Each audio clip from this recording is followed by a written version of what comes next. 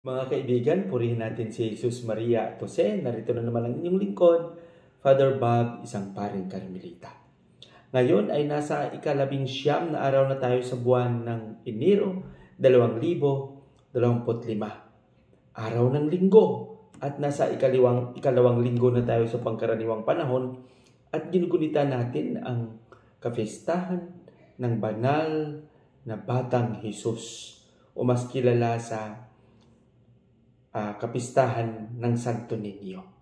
Mga kaibigan, mas magandang tingnan natin ng mabuti kung ano ang mensahe na pwedeng ipaabot sa atin ng ating pagbasa sa araw na ito, sa linggong ito.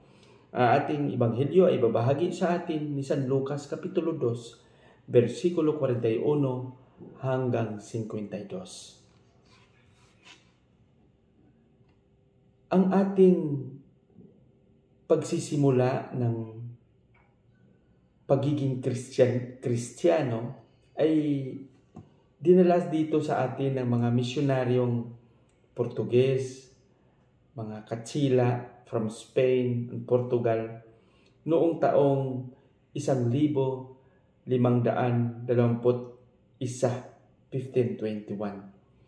At hindi rin natin pwedeng itago na base sa kasaysayan ang regalong natanggap ng mga ninuno natin noong panahong iyon ay ang Batang Jesus o Santo Niño.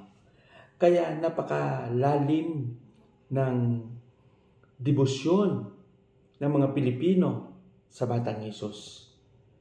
May mga taunang pagdiriwang, halimbawa sa Cebu, yung sinulog.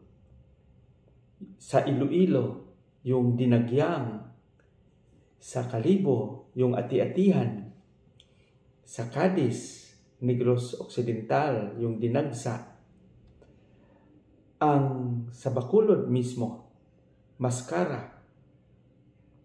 Yung sa Antique, Province of Antique, yung Binirayan. Napakaraming ekspresyon.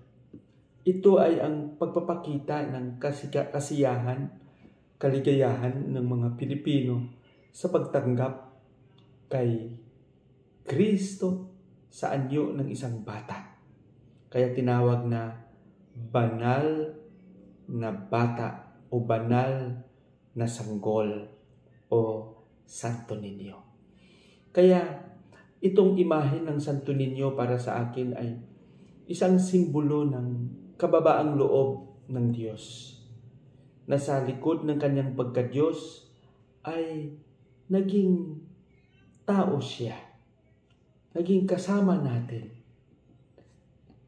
Ang imahen ng Batang Jesus ay simbolo ng pagmamahal na sa likod ng kanyang estado, ng kanyang pagka-Diyos ay pinili niya na maging tao sa anyo ng isang bata.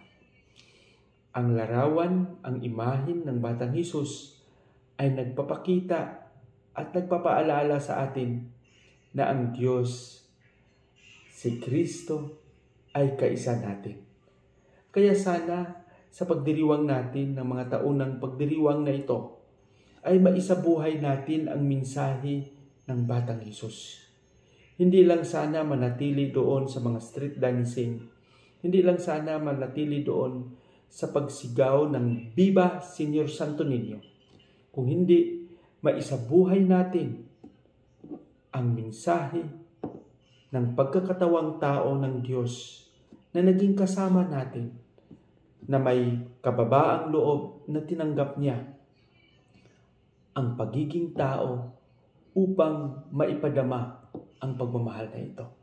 Mga kaibigan, ang pagmamahal natin sa Batang Sanggol, sa Batang Jesus, ay sana pagsikapan natin maisabuhay ito sa konteksto ng ating pagiging Pilipino. Pagpalain nawa tayo ng Panginoon sa ating panalangin. Panginoong Jesus, maraming salamat sa pagpapadala mo ng iyong biyaya, ng iyong buhay. Panginoon, aming Ama, maraming salamat sa pagpapadala mo ng iyong anak, ang batang sanggol na si Jesus, ang Kristo na aming tagapagligtas. Sa kababaang loob na ipinakita mo at ipinadama, sana kami rin ay mamuhay ng may kababaang loob. Amen.